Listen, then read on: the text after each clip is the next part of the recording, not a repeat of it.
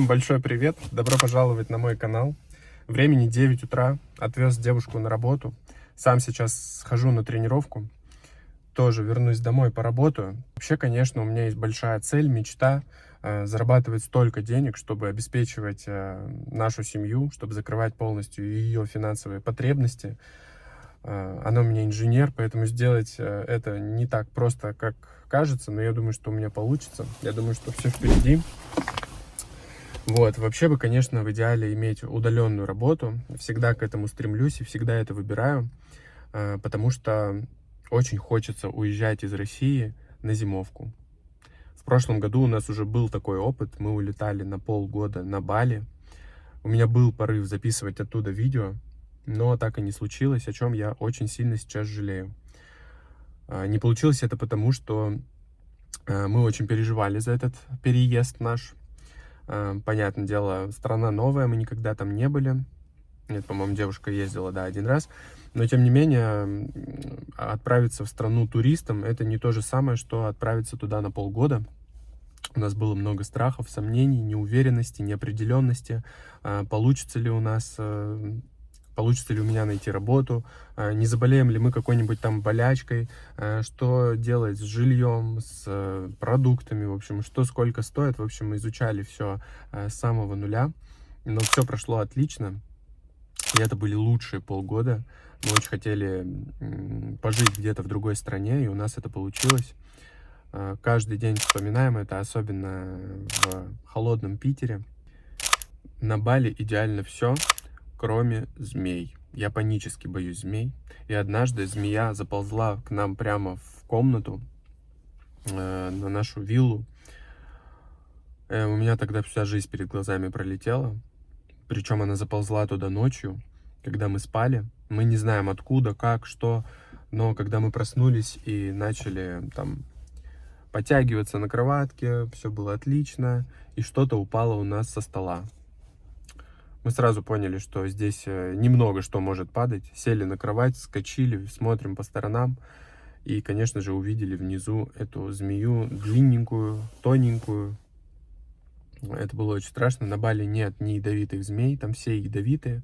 Просто есть смертельно опасные и не смертельно опасные. В любом случае нужно в случае укуса обращаться к врачу, чтобы поставили там антидепрессанты, хотел сказать, противоядие. Вот, ну, слава богу, нас пронесло.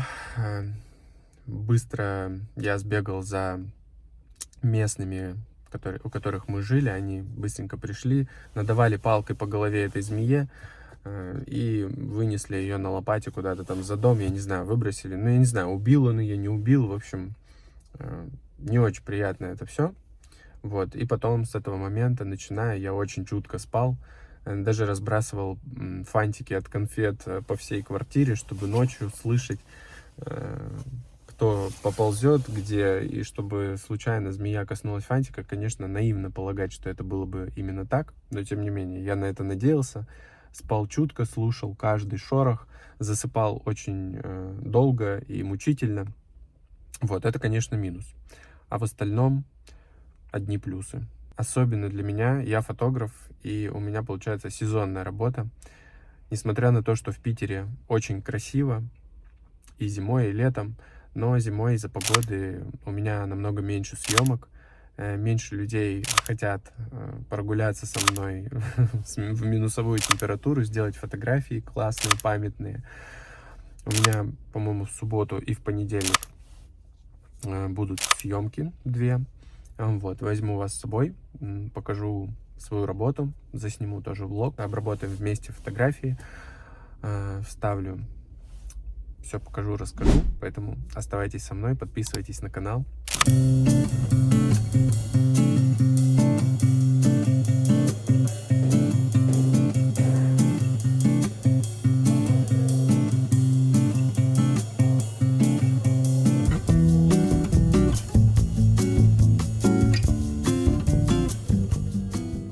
Друзья, всем большое спасибо за комментарии, за поддержку, за подписку на мой канал.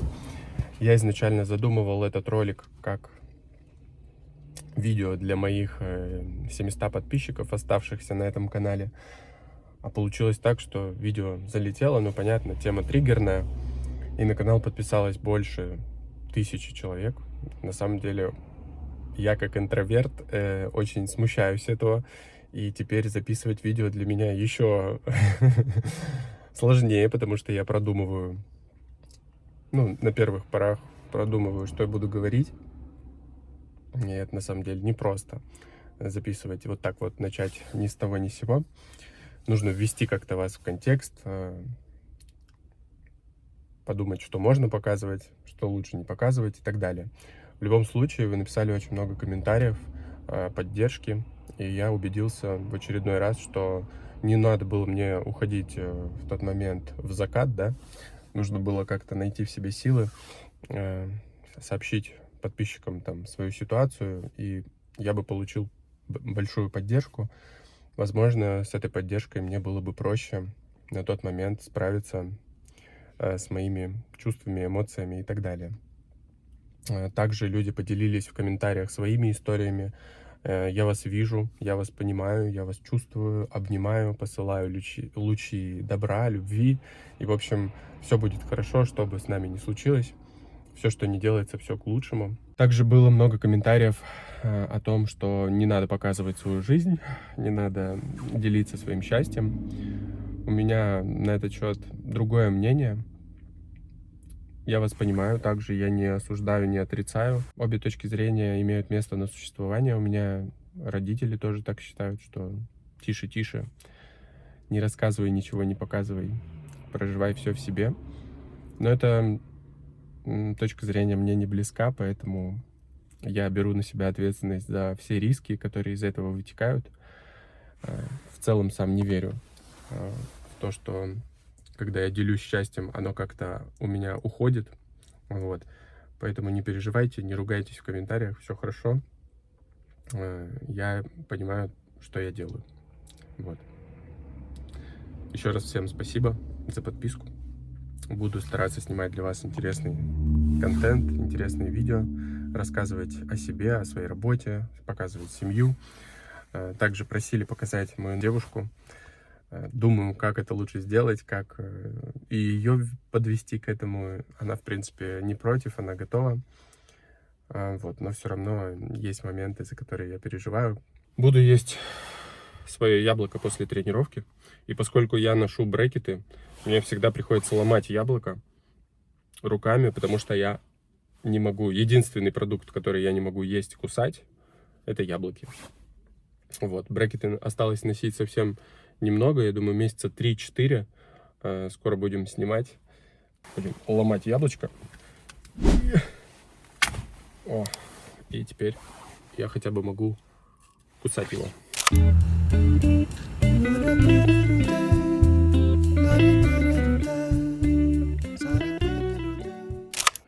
Как я говорил в начале видео, тема заработка для меня актуальна. И хотел поговорить еще на такую тему, как YouTube и монетизация на YouTube. Я вообще обожаю эту платформу, очень давно на ней смотрю видео, начиная от каких-то инструкций, как собрать что-то, как установить какую-то программу, так и блоги, люди и так далее, интервью. И мне бы, конечно же, хотелось подключить на моем канале монетизацию, но так как я нахожусь в России, сделать это возможно, но большое количество трудностей нужно преодолеть, и большое количество денег нужно заплатить, а я не знаю, будет ли приносить мой канал столько денег. Но в любом случае, YouTube очень клевый работодатель, потому что платит зарплату в долларах, стабильно, ну, если ты выпускаешь ролики. И если вам эта тема интересна, напишите в комментариях, буду показывать процесс. А сегодня у меня наконец-таки появилась кнопка «Подать заявку на монетизацию». Для тех, кто не знает, расскажу, необходимо набрать 1000 подписчиков и 4000 часов просмотров. Эти показатели я набрал, и кнопка появилась. Сейчас покажу личный кабинет. Попробую заполнить, не знаю, что из этого получится. Много изучаю, много смотрю на эту тему. Пишите в комментариях, если у вас был подобный опыт, если интересна эта тема и как думаете, получится у меня это или нет. Итак, переключаемся. У нас уже вовсю идет масленичная неделя, и я решил приготовить блины. Кроме того, мы недавно начали прием магния, и я просто умираю. Я хочу спать целый день. Поэтому нужно переходить с двух на одну, потому что я не вывожу. Итак, показываю рецепт. На самом деле, я не очень люблю готовить. Не знаю, мне кажется, у меня не очень вкусно это получается всегда. Сейчас покажу рецепт. Мне кажется, он довольно простой. Мы все время по нему готовим. И вот на Бали мы его нашли, нам друзья порекомендовали. Нам потребуется сливочное масло, чтобы обрабатывать каждый блин сверху. Оливковое масло. На самом деле подсолнечное с добавлением оливкового. Молоко у нас безлактозное. Мука 250 грамм. Сам Бог знает, как это отмерять и сколько это. Несколько ложек сахара, соль и 3 яйца. Вот. Интересно даже, сколько по времени у меня займет это. Итак, добавляем яйца, соль, сахар. Перемешиваем до однородности. Взбивать не нужно, главное, чтобы получилась однородная масса. Обычно у нас блины готовлю не я, но мне что-то не хочется, чтобы сейчас девушка тратила на это 2 часа после работы. Поэтому я решил сделать сюрприз, накормить ее вкусными блинами. Не знаю, как отмерить 200 миллилитров. Буду отмерять своим спортивным шейкером. Так, 200 у нас вот здесь. Девушка, кстати, тоже не очень любит готовить, поэтому нам в этом плане не очень повезло.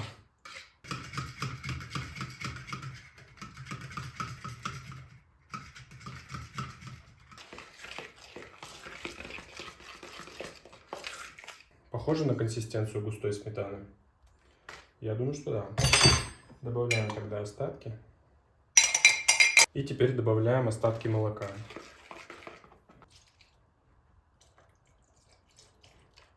Вот такая консистенция в итоге у меня получилась. Мне кажется, похоже на правду. Как вы думаете? По крайней мере, такое я где-то уже видел. Масло. И дать постоять примерно минут 15-20. Итак, прошло примерно 15 минут. Я думаю, что пора начинать готовить. Как-то густовато, вам не кажется? Хорошенько разогреем сковородку. Ну что, пробуем.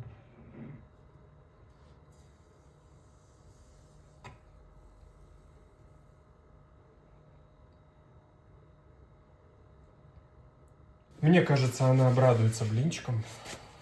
Как перевернуть-то? Оп! Фига себе.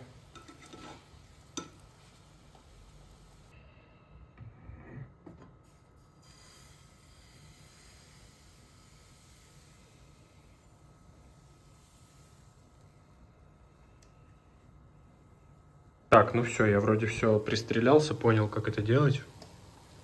Такие блинчики получаются. С обратной стороны. И сейчас уже дело пошло намного быстрее. Я нашел нужную мощность. Оп. Фух, почти закончил. Осталось буквально вот последний блин. Эти блинчики смазываю вот так вкусным маслом.